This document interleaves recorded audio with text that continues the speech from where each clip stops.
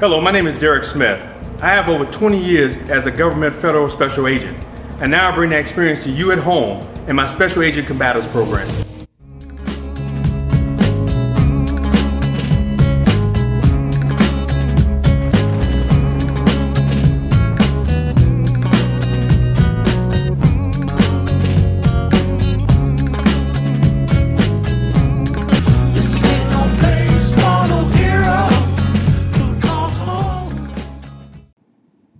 Hello everybody, Derek Smith here from Special Agent Combative System, and I just wanted to do a quick video for you before I go off to work this morning.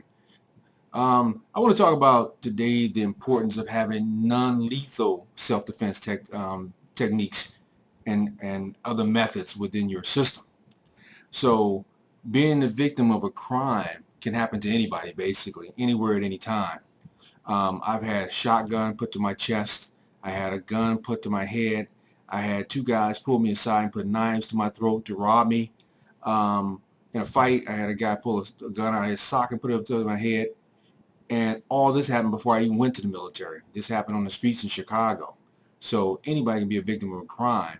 And then some of us can be victims of crimes multiple times. Hopefully for you, no criminal is ever going to make you their target. But if they do, you need to be able to defend yourself and you need to be able to fight back. So there are some experts out there who would advise you not to fight back, but instead to comply with the criminal's request and to call the police if you can. Now, the truth is that law enforcement officers are first responders. I know that because I spent 18 years being one. Okay? They respond after the bad things has happened or is happening. So depending on where you live, it may take them an extended period of time to arrive. I know in Chicago, sometimes they wouldn't even come when we gave them a call. So relying on their presence to save you is going to be a risky gamble for you. So passively complying to criminals' requests, hoping they won't hurt you or your family, is also a game I don't suggest you play. The best choice is to be able to defend yourself. So very simply put, you are your own first line of defense. How you defend yourself is a matter of choice and a matter of preparedness. You have to be prepared. I've heard a lot of people say, if someone attacks me, I'm just going to kill them. Now, while this sounds good and all that, and it makes them feel powerful, the reality is that very few people are truly prepared to take the life of another human, even in self-defense. All right? So this thing where I'm going to kill him, I'm going to take him out, whatever, you're probably not going to do it. All right? There are also legal implications to that. So if someone threatens you and you can prove to a judge that you reasonably believe your life is in jeopardy, you may be within your rights to kill in self-defense. But if they're unarmed and they're merely intimidating you with their physical size or something like that, you're likely to face criminal charges if you take a life. All right? So even if you don't face criminal charges, you may expose yourself to some type of civil liability. Legal fees and other expenses could be crushing, and you will likely spend some years resolving them, okay? And you actually could end up in prison. So there are many ways to defend yourself. You don't always need to take another life just to protect your own. Additionally, when you prepare yourself with non-lethal methods of self-defense, you're more likely to take action without the hesitation that accompanies the moral dilemma of taking a life. Believe me, you're going to hesitate. You're going to think about it, and that hesitated thinking could cost you your life. So what are some forms of non-lethal self-defense? First of all, you can avoid. I always talk about avoidance. People walk around what we call conditioned white. They're mouth breathers, looking around. They're on their phones, or they're talking on the phone, or whatever it is, but they're not paying attention. You have to pay attention to be able to avoid a situation, see something up ahead of you coming, and then cross the street. So avoidance means avoiding crime in the first place. It seems like an obvious way to protect yourself from crime. However, unless you live in utopia somewhere, there's always a chance that somebody is going to be willing to make you a target. So it is wise for you to remember that there's always someone who wants what you have. It could be that phone that I was talking about, you're talking on, your material goods. It could be your body. It could be your life. So no matter how little you think you have, somebody else has less, and they may be just willing to eliminate you to get it. Now, yes, there are places and situations that are inherently safe, or at least safer than others. When I was in the military and with the basic training, there were guys who had never been in a fight in their life. In Chicago, I would probably fight 2-3 times a week.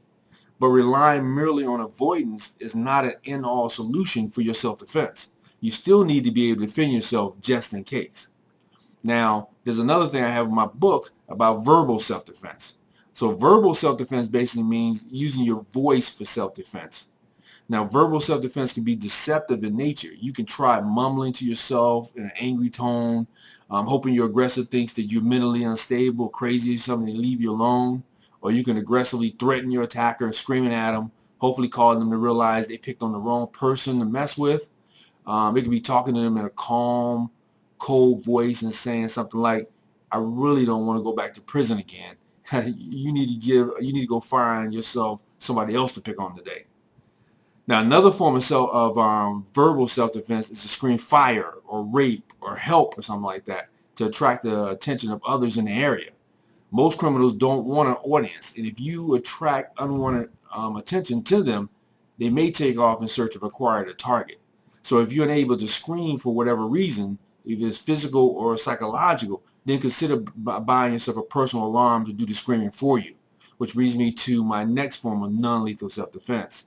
You can have self-defense devices, things like personal alarms, pepper spray, stun guns. These are three of the most basic non-lethal self-defense items you can get. Now, that personal panic alarm, I used to sell those a long time ago, but those are small devices that work by either pushing a button or pulling a pin from the device. So what they do is they emit a loud siren type noise that can often send your attacker running off in search of a less noisy target. And at the very least, they can attract attention to your situation and possibly bring assistance to you from somebody that's standing nearby. Pepper spray is the most popular non-lethal self-defense. Now, we use pepper spray, of course, in the military and in the government, but ours was a much, much stronger type that you can get for law enforcement only that you won't be able to buy on the street. But, you know, you can try, and it can disable most attackers for 15 to 45 minutes or more, allowing you plenty of time to get to safety, depending on the type of pepper spray device you use. And then there's those stun guns. And those stun devices work by introducing a high impulse current of electricity directly to your attacker's muscles. I've had agents who wanted to take on a stun gun. They wanted to see if they can do it when I was at the academy. And I hit a couple of big guys who are ex-football players with the stun gun, and believe me, they went down quick. I've never seen, well, I take that, but I've seen one guy who is able to take the stun gun. He was a martial artist, and he hit him, and he knocked the pins out, and he was able to still stand up. But a 2 to 5 second contact with a stun gun is going to override your body's voluntary muscle control and can temporarily disable that person for a brief amount of time, 2 to 10 minutes, whatever it may be. Now, while these self-defense devices are all good methods of non-lethal self-defense, they do have one major limitation. If you don't have them with you, they won't do you any good at all. If you don't carry it all the time, it's not going to help you, okay?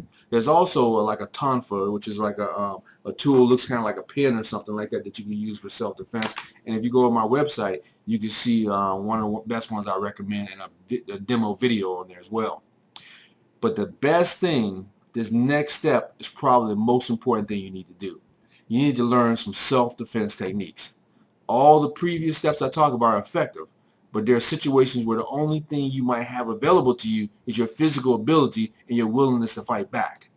Now, you may not have the time or the money to take self-defense classes on a regular basis, but you can learn 1 or 2 self-defense moves, or even 10, such as eye jabs. I teach eye jabs, eye stabs, and things like that, eye flicks in my program. Or you can do shin kicks, something like that. Elbows. Elbows are very effective form of self-defense, and you learn that in my program as well.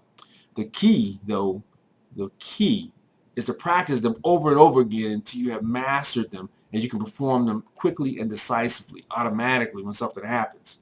Now, if you want to learn more advanced techniques from the comfort of your home, consider getting my Special Agent Combative System DVDs. Now, you can find out more about it down below if you go down and look at my website. My web address is below.